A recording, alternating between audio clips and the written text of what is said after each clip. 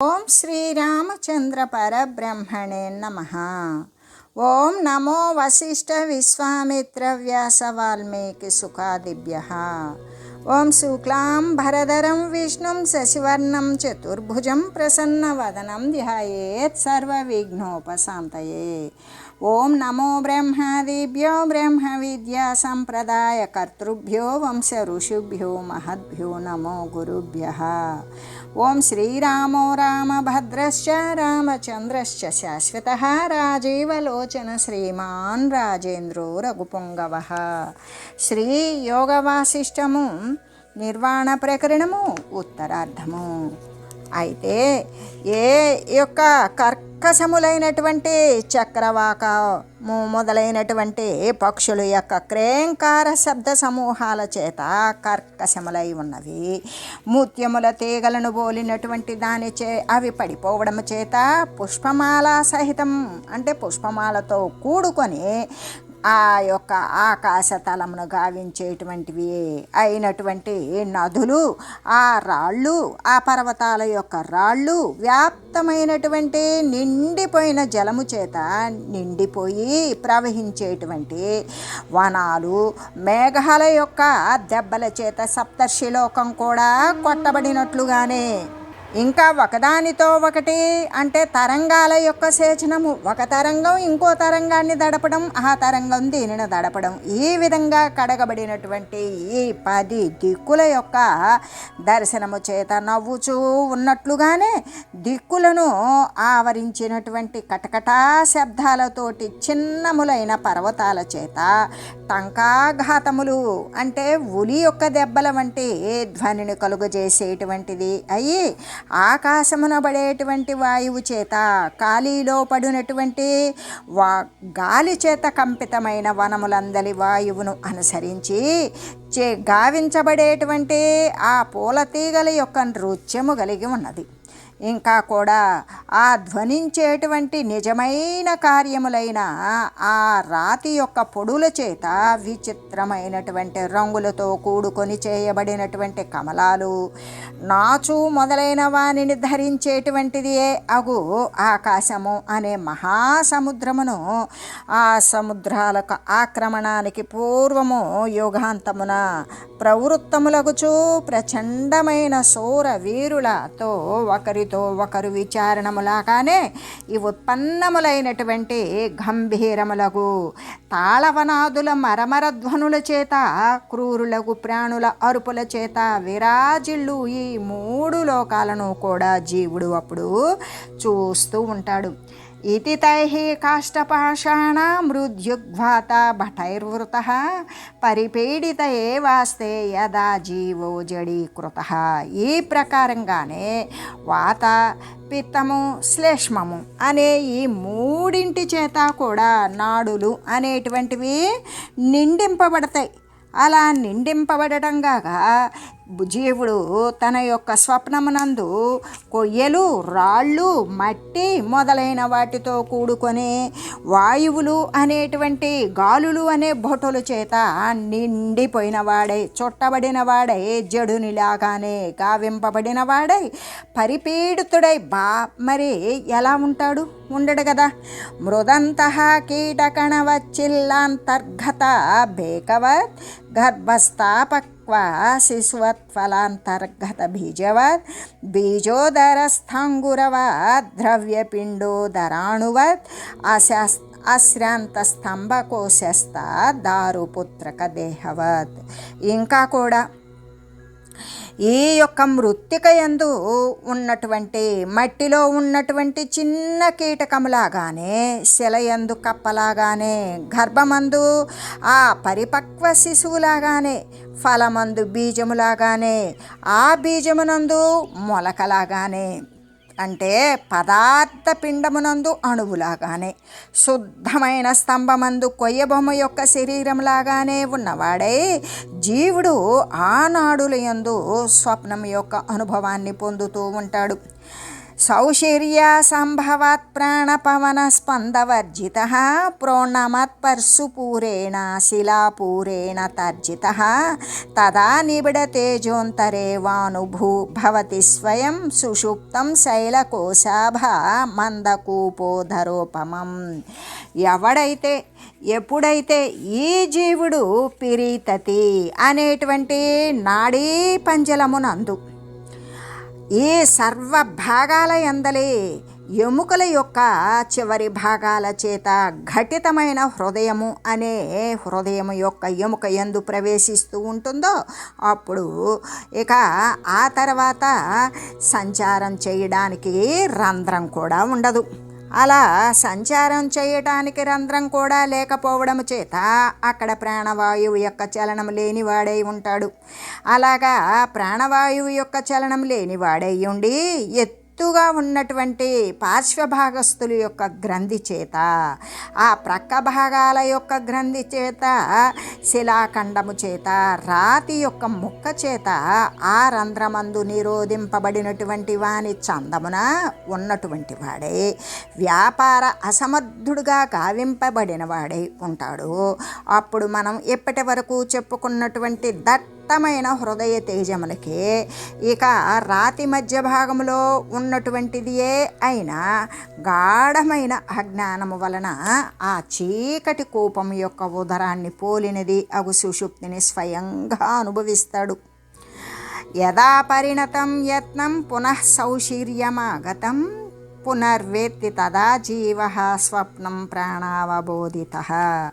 భుజింపబడినటువంటి అన్నము ఎప్పుడూ కూడా పరిపాకము చేత మార్పును పొందినది అవుతూ ఉంటుందో, ఇంకా కూడా ఎప్పుడు అన్నరసము నుండి ఉత్పన్నమైన మార్గ నిరోధము అనేటువంటిది తొలగిపోవడం చేత మరలా కూడా అవకాశముతో కూడినటువంటి రంధ్రము ఏర్పడుతుంది.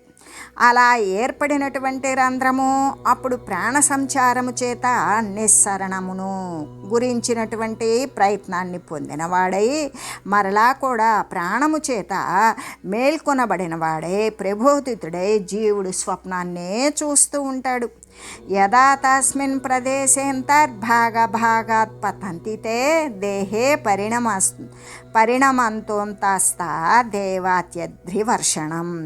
దేహమున పరిణామాన్ని పొందుతూ ఉన్నటువంటి, దేహమునందు మార్పును పొందుతూ ఉన్నటువంటి ఆ యొక్క అన్నరసము ఎప్పుడైతే ఏ ప్రదేశమున జీవునితో కూడా కొన్ని నాడీ భాగాల నుండి మరికొన్ని నాడీ భాగాల యందు పడిపోతుందో అప్పుడు ఆ జీవుడు హృదయ తేజమునందే పర్వత వృష్టి అనేటువంటిది అనుభవిస్తాడు.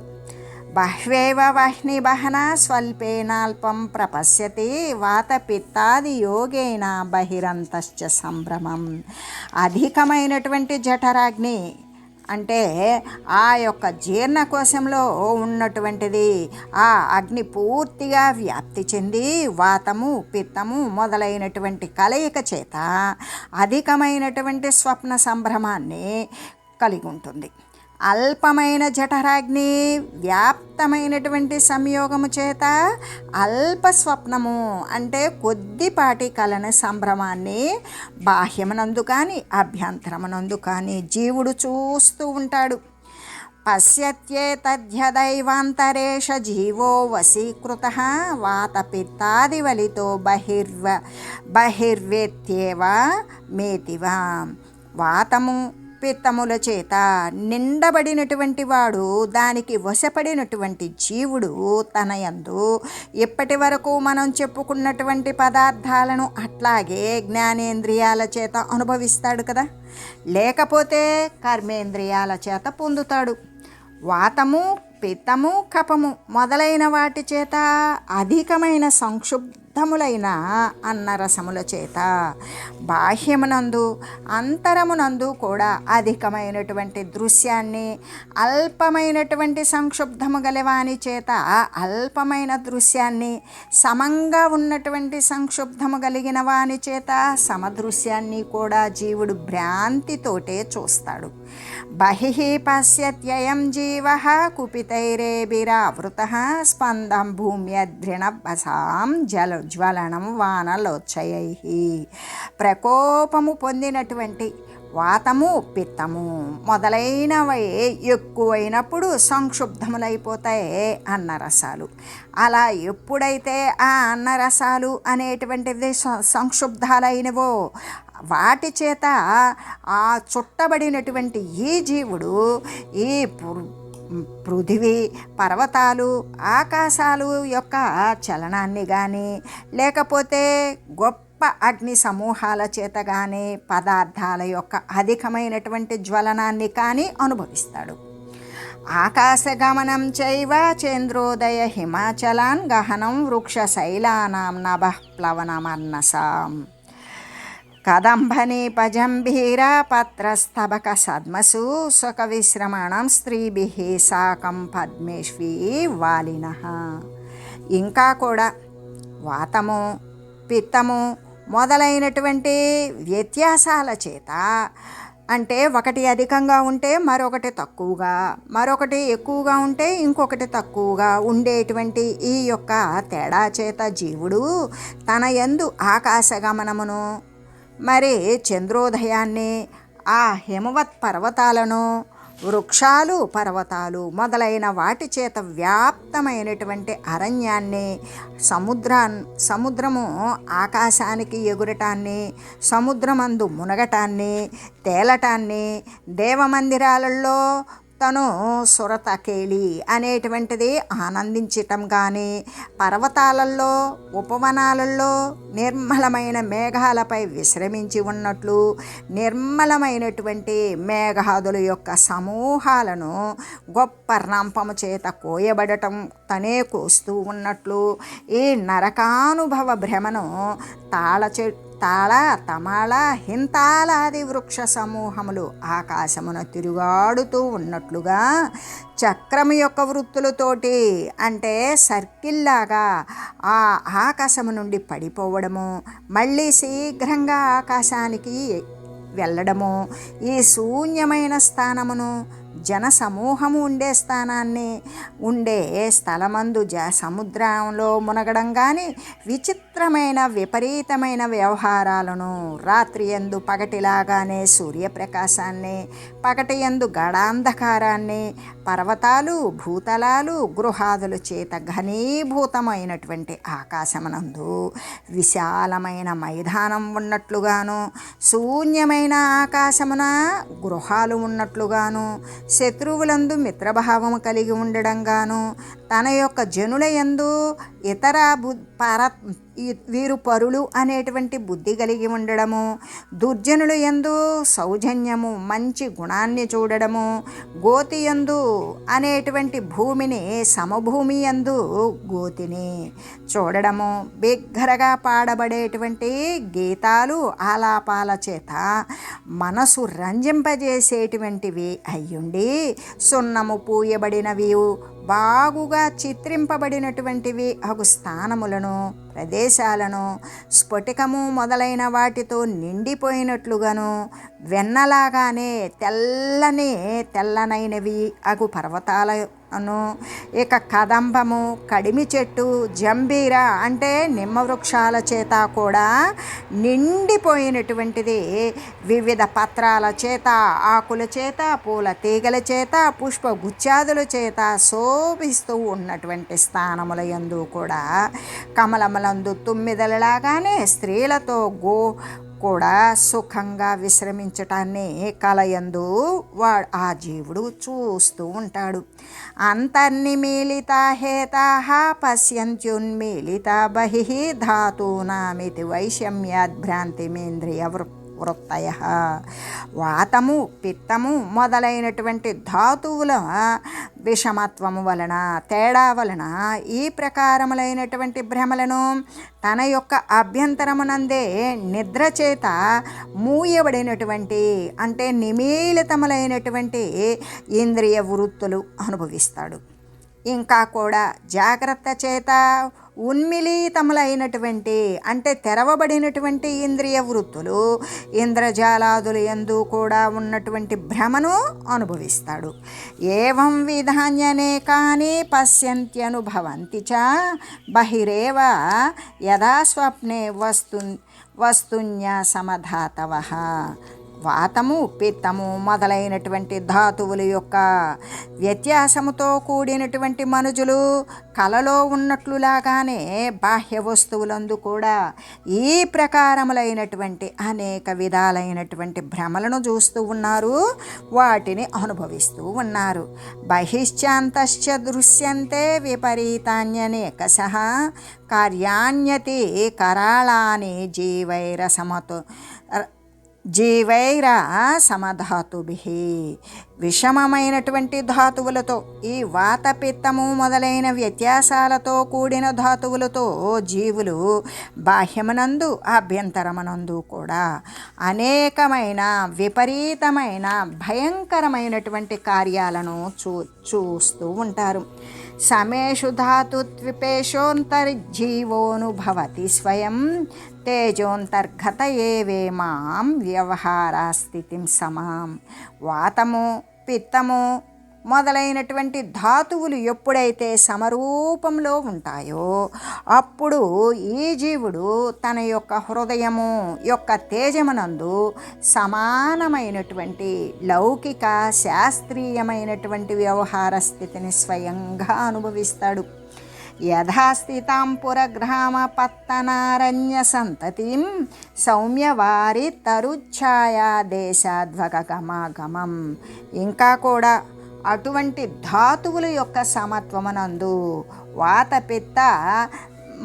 పిత్తము మొదలైనటువంటి ధాతువుల యొక్క సమత్వమునందు జీవుడు యథారీతి స్థితి కలిగి ఉండా ఇక నగరాలు, గ్రామాలు, పట్టణాలు, అరణ్య సమూహాలు వీటన్నింటినీ కూడా శాంతమైన మాలిన్యరహితమైన జలములతో కూడి ఉన్నటువంటి ఆ యొక్క వృక్షాల యొక్క నీడ చేత నిండింపబడినటువంటి ప్రదేశాల యందు బాటసారుడు గనక రాకపోకలు కొనసాగించినట్లుగానే తన యందు అనుభవిస్తాడు.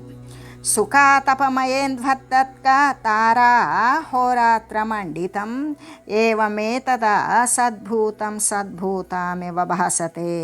సుఖాన్ని ఇచ్చేటువంటి ఆ తపము చేత పూర్ణమై నిండింపబడి చంద్రుడు, సూర్యుడు, నక్షత్రాలు, పగలు, రాత్రులతో చేత శోభితమై కనబడేటువంటి ఈ జగత్తు అసద్రూపమైనను కూడా అది లేనిదే అయినా కూడా ఉన్నట్లుగానే సద్రూపంలాగానే కనబడుతూ ఉన్నది. దృశ్యోపలంబం చిత్తత్వే స్పందనం పవనే యథా అసదేవ సదా భాసామభిన్నం భిన్నవత్సితం.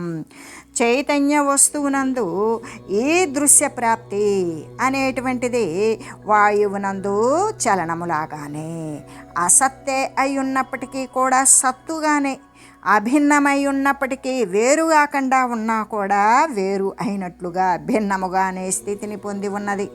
శాంతాదుదేతి సకలం జగదంబరాత్మ శాంతం నకించన నామ సదిత్యుదేతి తద్వ్యోమ నీదృశమనంతచితే హి శరీరే భామాత్రమాతమనంతవ్యా పూర్విభాతి. ఈ విధంగా అంటే ప్రపంచరహితమైనటువంటి బ్రహ్మము నుండి వాస్తవానికి చిదాకాశ రూపమే అయినటువంటి ఈ సమస్త జగత్తు కూడా ఉత్పన్నం అవుతూ ఉన్నది. అయినప్పటికీ అట్లా శాంతమై ప్రపంచము కానటువంటి ఆ నిష్ప్రపంచమే అయినటువంటి బ్రహ్మం ఒకంతైనా సరే మరి ఒక రూపము అనేటువంటిది కాజాలదు కదా. ఎలాగంటే ఏది సత్తై ఉన్నదో అదే ఈ దృశ్యమానముకు ఈ ఉత్పన్నమైనటువంటి దృశ్యమానమైనటువంటి దాని నుండి పుట్టిన దానిగా ఉత్పన్నం కానేరదు. ఆ కారణం చేతనే ఆకాశములాగానే ఆది అంతము లేనటువంటి అనంతమైనటువంటి చైతన్యం యొక్క శరీరమునందు దాని యొక్క ప్రతిభాస మాత్రమే, అంటే లేకనే ఉన్నట్లుగా కనబడేటువంటిది ఏదైతే ఉన్నదో అది ఆది అంతము లేనటువంటి అనంత శరీరధారి అయిన ఈ సర్వము వ్యాపించి ఉన్న జగత్తు కనబడుతూ ఉన్నదే. కానీ ఇది బ్రహ్మము కంటే మరి ఒక వస్తువు కానే కాదు అని చెబుతూ శ్లేష్మపీత్తానిలాపూర్ణ జీవశౌజపి కల్పితా స్వప్నభేదా ఇహోచ్యంతే తదాక్షైర్బాహ్య విభ్రమః. శ్లేష్మము, పిత్తము, వాయువు వీటి చేత నిండిపోయిన జీవుని యొక్క హృదయ తేజమున కల్పించబడినటువంటి ఈ స్వప్నాల యొక్క భేదాలు, ఇంద్రియాల ద్వారా కలిగేటువంటి బాహ్య పదార్థాల యొక్క విభ్రమాలు కూడా ఇక్కడ వర్ణించి తెలియజేసి ఈ నిర్వాణ ప్రకరణమున ఉత్తరార్ధమునందు అంటే శవోపాఖ్యానమునందు ఈ జాగ్రత్త స్వప్న సుషుప్తి వర్ణనము అనేటువంటి దానిని వర్ణించి తెలియజేశారు ఆ ముని. అప్పుడు వ్యాధుడు అంటే బోయవాడు ఇలా అడుగుతూ ఉన్నారు. అనంతరం ముని శ్రేష్ఠ తస్మిన్ హృది తదోజసి స్థితస్య తవ కిం వృత్తం నామతో భ్రాంతి రూపిణి. ఓ మునివర్య, ఆ ప్రాణి యొక్క హృదయమనందలి తేజమున ఉన్న భ్రాంతి రూపులను నామమాత్రులే అయిన తమ యొక్క ఆ తర్వాత స్వప్నం యొక్క దర్శనము మొదలైనటువంటి వృత్తాంతం ఏమిటో, ఏమి సంభవించిందో దానిని తెలియజేయండి అని ప్రార్థించాడు. అప్పుడు ముని ఇలా అంటూ ఉన్నాడు.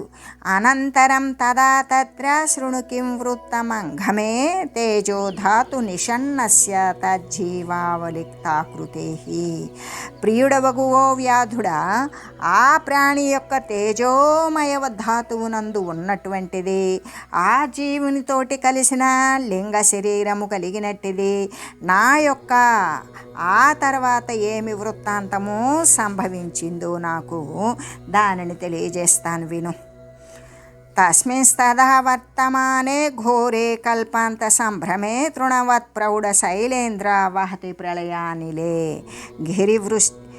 గిరివృష్టిన్ ఘటిత్యేవ కుతోపి సముపాయయౌ ఊహ్యమాన వనాభోగ శిఖర గ్రామ పత్తన. ఆవర్తమగు భయంకరమైనటువంటి ఆ ప్రళయం యొక్క సంభ్రమమునందు ఆ తత్ప్రళయ వాయువునందు ఎప్పుడు గొప్ప గొప్ప పర్వతాలు కూడా గడ్డిలాగా ఎగిరిపోతూ ఉన్నవో అప్పుడు శీఘ్రముగా విశాల వన శిఖరములు, గ్రామాలు, పట్టణాదులు కూడా కొట్టుకొని పోయేటువంటి పర్వతాలతో కూడినటువంటి వర్షం ఎక్కడి నుండో వచ్చింది. అంటే పర్వతాలే వృష్టిలాగా వర్షంలాగా కురుస్తూ ఉన్నవి, అంటే రాళ్ల వర్షం. తస్మాన్యస్తత్ర సంప్రాప్తం తదా పరిణతం యథా తదా తదేవ సూక్ష్మోహమపశ్యం శైలవర్షణం. ఎప్పుడు నేను ఆ ప్రాణి యొక్క హృదయ తేజమునందు అతని యొక్క సూక్ష్మ జీవ రూపముగా మార్పును పొంది ఉన్నానో అప్పుడు అక్కడ సంప్రాప్తించినటువంటి ఈ పర్వతాల వర్షాలనే నేను చూస్తూ ఉన్నాను. తేనాన్నలవ శైలోశ్య పూరేణ ప్రదతే పిండితః సుషుప్త మందతామిశ్రమమహం మన్వభవంఘనం. ఆ ప్రాణి యొక్క నాడుల యందలే అన్నరసము ఏదైతే ఉన్నదో ఆ అన్నరస లేశము అనే గొప్ప పర్వత ప్రవాహము చేత నేను ముద్దగా చేయబడిన ఆకారం కలిగిన వాడనైపోయాను. అసలు ఎటువంటి చేష్టలు లేని చేష్టలుడిగిపోయినా నిశ్చేష్టుడనై ఉన్నాను. చీకటి అనేటువంటి అజ్ఞానము అనేటువంటి చీకటి అంత తమస్సుతో కూడిన గాఢమైన సుషుప్తిని నేను అనుభవించాను. అదకించిత్ తదా కాలమనుభూయ సుషుప్తతాం తదా పద్మాకర ఇవ శనైర్బోధోన్ముఖో భవం. అలా అక్కడ ఒకంతకాలం సుషుప్తిని అనుభవించాను. ఆ తర్వాత మరి బయటకు వచ్చేటువంటి మార్గాన్ని నిరోధించినటువంటి, అంటే నిర్గమన మార్గ నిరోధమైనటువంటి అన్నరసము అనేటువంటిది జీర్ణమైపోయింది. అప్పుడు ప్రాతకాలమున కమల సరోవరం లాగానే తెల్లవారుజామున ఈ యొక్క తామర పూల కొలను ఎలా అంటే కమలాలన్నీ కూడా ఈడ్చుకున్నట్లుగానే మెల్లగా నేను ఏ విధంగా మెలకు వైపుకి మరి ప్రారంభమయ్యాను. యదా దృష్టి స్థిరాధ్వాంతే భాతి చక్రకరూపిణి సుషుప్తమేవ తత్రాసి తదా స్వప్నత్వమాగతం. అంధకారమున అంటే ఆ చీకటి యందు నేను చిరకాలము చాలా కాలము మూయబడి ఉండటం, దృష్టి ఎట్లు చక్రాకార తేజోరూపంగా కనబడుతుందో అట్లాగే ఆ సుషుప్తి కూడా అక్కడ క్రమంగా స్వప్న రూపత్వాన్నే పొందినది అయి ఉన్నది. తదా సుషుప్త విశ్రాంతే స్వప్నే నిద్రామహం విషం అపశ్యం దృశ్యమోజోంతః స్వమూర్మిత్వమివార్ణవః. ఆ ప్రకారంగానే నేను సుషుప్తి అనేటువంటి విశ్రాంతి నుండి స్వప్న నిద్ర అనేటువంటి దాని యందు ప్రవేశించాను. ఇంకా కూడా శాంతమైనటువంటి సముద్రము, తరంగాలు అనేకమైనటువంటి విక్షేపముతో కూడిన తన యొక్క రూపాన్ని చూసినట్లుగానే, ఏంటది శాంతమైనటువంటి సముద్రము, తనలో విజృంభిస్తూ ఉన్న తరంగాలు మొదలైనటువంటి మరి విక్షేపత్వం కలిగి ఉంటుంది కదా, కదలిక దారుణంగా మరి ఉగ్రంగా కదిలేటువంటి తన యొక్క రూపాన్ని శాంతమైన పర్వతం చూసినట్లుగానే నేను కూడా ఆ తేజమందలి అనేకాలైనటువంటి విక్షేపాలను, కదలికలను చూశాను. సంవిత్కోశాత్మకం దృశ్యం తత్తధామాముపాగతం అస్పందస్య నిలస్యాంధారణన్యస్పందనం యథా. అంటే అసలు చలనమే లేనటువంటి వాయువును దానికి భిన్న రూపమైనటువంటి చలనము పొందినట్లుగానే అప్పుడు చిదాకాశ రూపుడగు నన్ను నాకంటే వేరు కానటువంటి దృశ్యాన్ని నేను పొంది ఉన్నాను. అజ్ఞాదౌ చే అధోష్ణత్వం జలాదౌ ద్రవతా యథా మరీచాదౌ యథా తైక్ష్ణం చిద్వ్యోమ్నశ్చ జగత్తదా. అగ్ని మొదలైనటువంటి వాటి యందేముంటుంది, ఉష్ణత్వం ఉన్నట్లుగానే, జలము మొదలైన వాటి యందు ద్రవత్వం ఉన్నట్లుగానే, మిరియాలు మొదలైన వాటి యందు కారము ఎలా ఉంటుందో అలాగే ఈ చిదాకాశమునందు ఈ జగత్తు అనేది ఉన్నది. చిత్స్వభావైకరూపత్వ జగదృశ్యం తదా తతం సుషుప్తాత్మనో దృశ్యాత్ ప్రసూతం బాలపుత్రవత్. చిత్స్వభావముతో కూడా ఏకరూపత్వాన్ని కలిగి ఉండడం వలన విశాలమైనటువంటి ఆ స్వప్న దృశ్య జగత్తు అనేటువంటిది అప్పుడు ఆ సుషుప్తి రూప దృశ్యము నుండి ఎలా వచ్చింది అంటే తల్లి గర్భము నుండి బాలకుడైనటువంటి పుత్రునిలాగానే జనించింది అనే ముని చెప్పగా అప్పుడు వ్యాధుడు ఇలా అడుగుతూ ఉన్నాడు. తత్సుషుప్తాత్మనో దృశ్యాదితి తద్వ్యపదేశతః సుషుప్త దృశ్యం కి వక్షి వదమే వదతాం వర. వ్యాధుడు అంటూ ఉన్నాడు, వక్తలలో కూడా ప్రసంగించే వారిలో శ్రేష్ఠుడువైన ఓ మునీశ్వర, ఆ సుషుప్తి రూపము అంటే గాఢమైన నిద్రారూపము దృశ్యము నుండి అని తామరు చెప్పారు. అలా చెప్పడం వలన సుషుప్తి యందు కూడా ఒకంత దృశ్యము గలదు అని తెలుస్తూ ఉన్నది. కాబట్టి దానిని నాకు తెలియజేయండి అని ప్రార్థించాడు.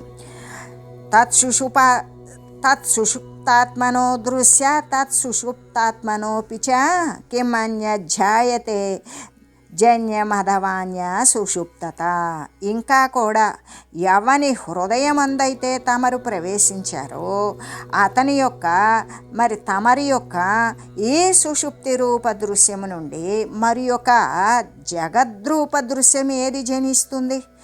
ఇంకొక సుషుప్తి రూపము ఏది ఉత్పన్నమగుచూ ఉన్నది అని అడగగా అప్పుడు ముని చెప్తూ ఉన్నారు, జాయతే భాతి కచితి ఘటాది జగదాతి చ ఇది ద్వైతోపతప్తానం ప్రలాప కల్పనాత్మక.